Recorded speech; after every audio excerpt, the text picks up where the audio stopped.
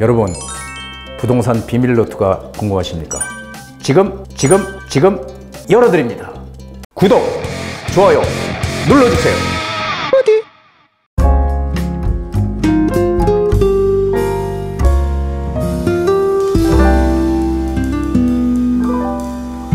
부동산 DJ. 안녕하세요. 부동산 DJ 한정훈입니다.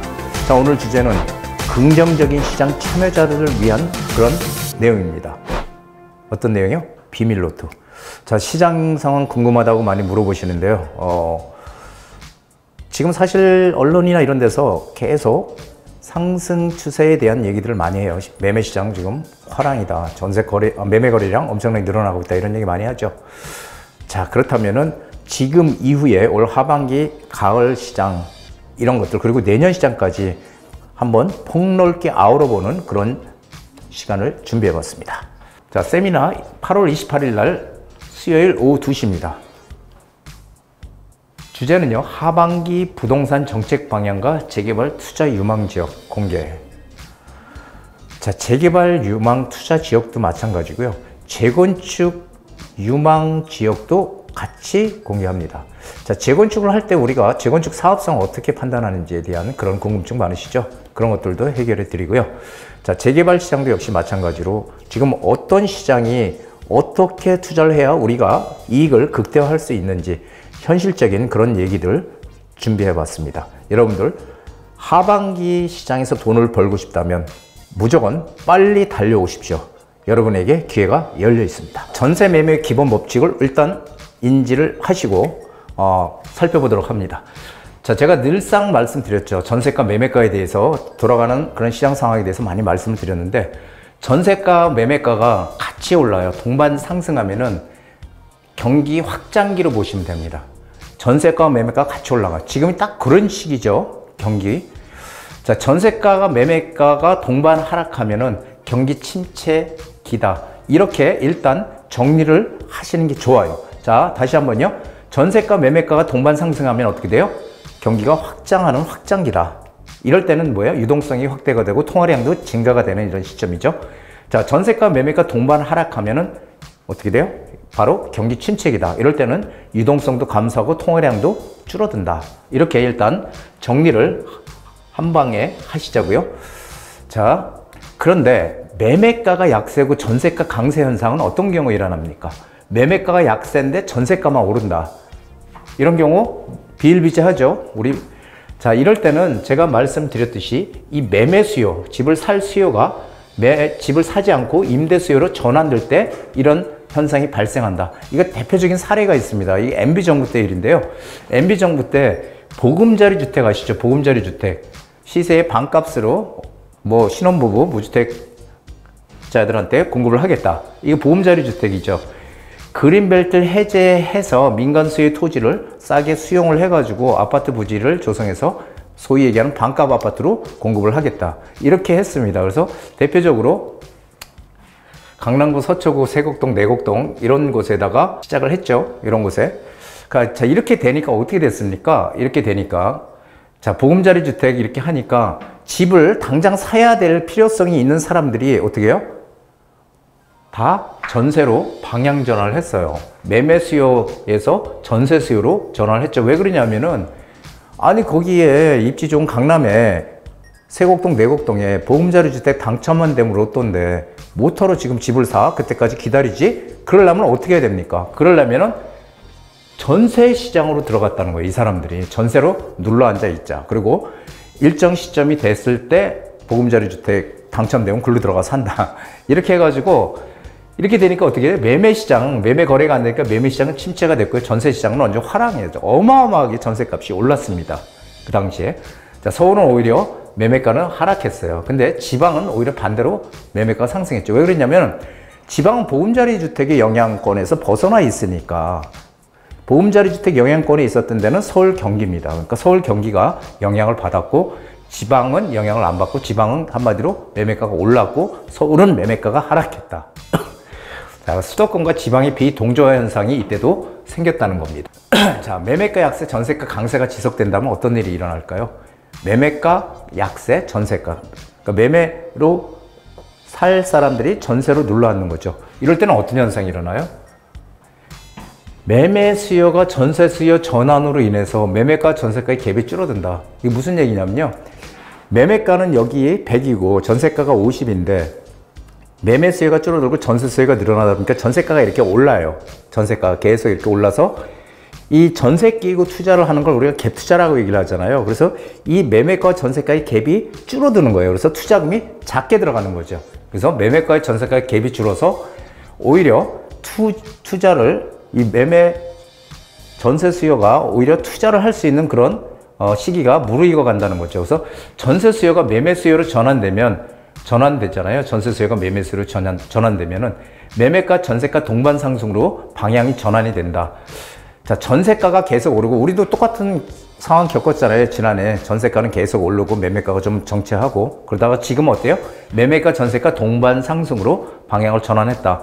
자, 2024년 8월 이후 전세값이 본격적으로 이제 상승 전환했고요. 매매가는 올해 5월 이후 상승세 지속. 이게 5월 이후라고 하지만 제가 누누이 말씀드렸죠. 올해 1월부터 변곡점이 생겼다. 1월부터 거래량이 늘어나고 있다라는 얘기를 많이 드렸어요. 그래서 투자는 올해 1월, 2월 달에 빨리 해야 된다. 뭔가 하려고 했던 분들은 이런 얘기를 드렸습니다. 그건 제 동영상을 부디의 한 수 찾아보시면은 거기에 제가 이렇게 얘기한 증거가 있습니다. 그래서 지금 계속 매매가도 오르고 전세가도 오르는 그런 현상이 지금 계속 되고 있다. 특히 6월 달 거래량이 7월 말에 나오잖아요. 근데 7월 말에 나왔죠. 6월 거래량이 벌써 지금 7,400건이 지금 넘어갔습니다. 6월 거래량이. 그런데 7월 거래량은 8월 말에 나오죠. 아직 안 나왔죠. 7월 거래량이 벌써 6월 거래량 7,400건을 넘어섰다는 거예요. 7,800건 지금. 그래서 제가 보기에는 한 7월 달 거래량은 한 8,500건 정도 되지 않을까 그렇게 예상을 하고 있습니다. 지금 거래량이 급격하게 늘어나고 있는 지금 상황이죠. 자, 매매시장, 전세시장 동반 상승이 시작됐습니다. 하반기 이게 수도권으로 확산할 거예요. 수도권 하면 서울, 경기를 얘기하는 겁니다. 그래서 하반기 이 경기권으로 확산할 것이고 그리고 나서 대부분 지역으로 서서히 확장될 거다. 항상 그렇죠. 중심 지역이 오르고 나서 그 옆에 있는 지역이 오르고 그 옆에서 점차적으로 확장돼 나가는 게 부동산의 원리죠. 자, 2025년 매매시장 2025년 지금이 상당히 중요한 시기인데요. 그 중요한 시기라고 얘기하는 게 뭐냐면은 지금 더 오를까? 아니야, 좀 떨어질까? 이런 생각하면 정말 안 되는 지금 중요한 시기라는 겁니다. 왜 그러냐면 2025년 시장은요, 올해 하반기 시장도 이렇게 올라가겠지만은 2025년 시장도 계단식 상승할 거예요. 이렇게 계단식으로 이렇게 올라갈 거다. 그러니까 저는 시장이 언제까지 상승할 것이냐에 대한 확신 이런 것들은 100% 얘기할 수 없지만 제가 확신을 가지고 얘기할 수 있는 것은 내년 말까지의 시장은 무조건 상승한다 라고 저는 확신을 가지고 있습니다. 그렇기 때문에 내년 말까지 시장이 계속 매매가가 오르고 상승한다면 우리는 뭔가 빠른 시간 내에 움직여야 되지 않을까요? 그게 정답이 아닐까요? 계속 늦추다가는 우리가 재개발 투자도 마찬가지고 재건축 투자도 마찬가지입니다. 시간이 지난다고 절대 투자 못하는 건 절대 아니에요. 하지만 항상 말씀드리지만 투자를 할 수는 있지만 투자할 금액이 급격하게 늘어난다는 거예요. 2억 가지고 투자할 수 있었던 게 앞으로 한 6개월 지나면 3억 이상 들어가야 된다는 거예요. 투자금이. 이것은요, 항상 반복되어 왔던 부동산의 하나의 어떤 패턴입니다. 이것을 분명히 아셔야 돼요. 자꾸 늦춘다고 좋은 게 아니고요. 늦추면은 나중에 돈이 더 들어간다. 그래서 내년의 전세 시장은 올해도 지금 계속 전세 매매가 같이 상승하지만 전세 시장은 내년에는 오히려 전세 대란이 일어날 가능성이 크다. 전세가 잡힐 수 있는 가능성이 거의 없다는 거예요. 왜냐하면 공급 물량 때문에 그렇습니다. 물량 때문에. 그리고 다주택자에 대한 규제 이런 것들이 풀어지지 않았기 때문에 그렇습니다. 만약에 다주택자에 대한 규제가 많이 풀어지고 해서 다주택 집을 자유롭게 살 수 있다 그러면은 이 전세 대란까지는 가지 않을 수 있지만 지금 상황에서는 그럴 가능성 거의 희박합니다. 그래서 내년도 역시 매매시장, 전세시장이 더 폭발적으로 상승하는 그런 시장이 최소한도 내년 말까지는 계속 이어질 것이다 라는 것입니다. 자, 하반기 주택시장. 자, 가장 많은 사람들이 기대를 하고 있는 게 9월에 미국 기준금리 인하죠. 미국이 기준금리 9월 달에 인하를 하면 우리는 10월 달에 반드시 인하를 하게 돼 있습니다. 이건 우리나라뿐의 문제가 아니라 전 세계적인 문제죠. 전 세계가 글로벌화 돼 있고 미국이 제일 앞서가는 선도 국가잖아요. 그래서 미국이 어떻게 움직이냐에 따라서 다른 나라들도 같이 움직일 텐데 우리도 지금 금리 인하가 코앞에 임박했다. 그래서 이게 상당히 중요한 사실이에요. 왜 그러냐면은 여태까지는 어떻게 했어요? 양적 긴축, 시중에 돈을 갖다 금리를 올리면서 시중에 돈을 많이 풀리지 못하게끔 막아내는 양적 긴축 정책이었다면 이제 바야흐로 미국이 기준금리를 9월 달에 내린다면 이제는 뭘로 접어든다? 양적 완화로 들어간다. 양적 완화라는 건 시중에 돈이 많이 풀린다는 얘기잖아요. 시중에 돈이 많이 풀리게 되면 어떻게 될까요? 그 돈이 어디로 들어갈까요? 여러분들, 그 돈의 상당 부분은 실물자산 쪽으로 움직일 겁니다. 그래서 이런 것들도 잘 봐야 되고요. 미국에서, 우리나라를 비롯한 미국에서 전 세계적으로 양적 긴축에서 뭘로? 양적 완화로 움직일 것이다 라는 거죠. 자, 미국이 지금 뭐 시장이 경기 침체냐 아니냐 이런 얘기를 지금 많이 하고 있는데 그래도 뭐 경기 침체든 아니든 간에 9월 달에는 내릴 수밖에 없는 지금 그런 상황에 처해 있다는 게 미국의 현재 실상입니다. 자, 정책 방향을 따라 움직여라. 반드시 성공합니다. 부동산 역사는 반복되지 않아요. 그렇죠? 제가 오랫동안 30년 이상을 부동산 시장에 있었지만 부동산의 역사는 계속해서 반복이 되지는 않습니다. 하지만 흐름은 똑같이 반복돼요. 그래서 그 흐름을 잘 잡아내면은 우리가 투자의 타이밍이라든지 이런 것을 확실하게 알아낼 수 있다는 거죠. 제가 여태까지 미리 시장에 대한 예측을 했던 것도 바로 이런 이유 때문입니다. 부동산 역사는 반복되지 않지만 흐름은 계속 반복된다.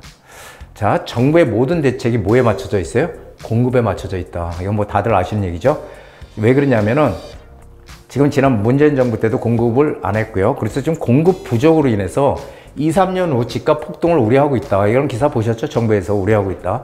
그래서 어떻게든지 그 공급 부족으로 인한 집값 폭등을 막기 위해서 공급을 빠른 속도로 하기 위해서 지금 각종 대책들을 정부에서 내놓고 있잖아요. 뭐 그린벨트를 해제해서 그 공급을 하겠다. 제3기 신도시 빨리 앞당기겠다. 그리고 빌라들을 사들여 가지고 임차인들, 즉 세입자들에게 저렴하게 싼 가격에 월세로 공급하겠다. 전세로 공급하겠다.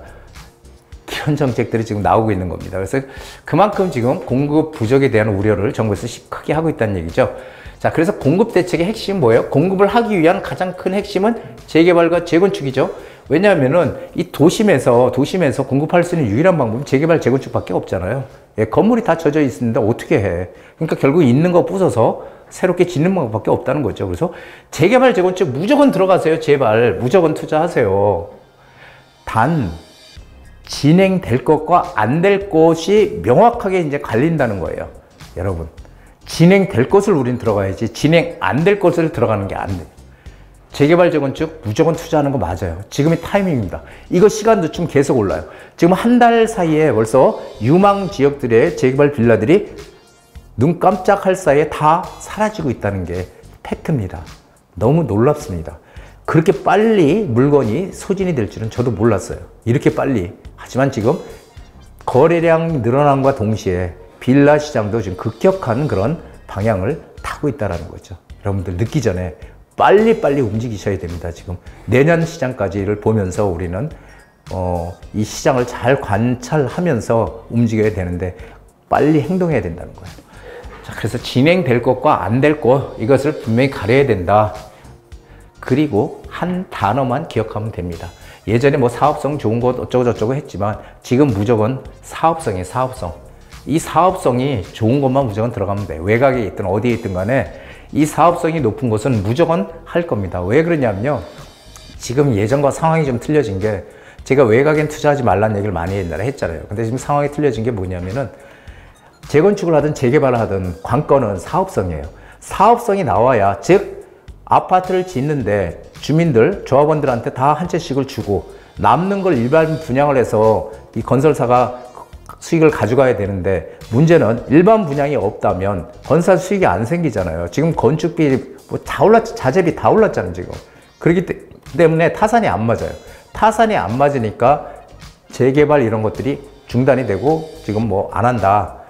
엄두가 안 나는 거예요, 지금. 자, 이러니까 문제는 뭐냐면 이 사업성이 관건이거든요.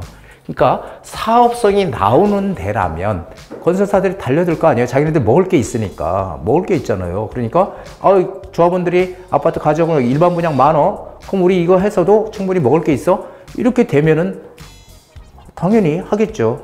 그래서 이제는 한 단어만 무조건 기억하시면 됩니다. 한 단어 뭐? 사업성. 한번 따라해 보시죠. 사업성. 사업성만 보고 들어가면은 반드시 성공한다. 이런 얘기를 드리는 겁니다. 그렇다면 사업성 좋은 곳은 어디냐? 그것은 지금 얘기할 수는 없고요. 시간상 저희 세미나에 오시게 되면은 그때 제가 확실하게 인지를 시켜드리도록 하겠습니다. 자, 8월 28일 날 세미나가 있습니다. 성공적인 부동산 투자자가 되려면 당신은 시장의 변화를 예측할 필요는 없다. 단지 그 변화에 맞춰 자신을 준비시키면 된다. 토니 로빈스가 얘기했는데요. 저는 이거 맞다고 생각해요. 변화를 예측하는 건 누가 해요? 누가? 이건 전문가가 하는 거예요. 저 같은 사람들이. 저 같은 사람들이 변화를 예측해서 이 소비자들한테 얘기를 해주는 거고 그 변화에 맞춰서 여러분들은 따라오시기만 하면 됩니다. 그게 지금 여러분들이 가장 중요한 해야 할 일이라고 저는 생각을 해요. 제 강의는 오늘 여기까지 하고요. 정말 급하게 뭔가 투자를 마음 먹으셨던 분들 바로 오십시오. 전화를 주시든지 그럼 제가 거기에 대한 명확한 해답을 드리도록 하겠습니다. 자, 오늘 여기까지입니다. 한정훈의 부동산 DJ에서는 여러분들의 고민을 기다립니다. 영상을 보시고 투자에 관심 있으신 분은 지금 바로 연락 주시기 바랍니다.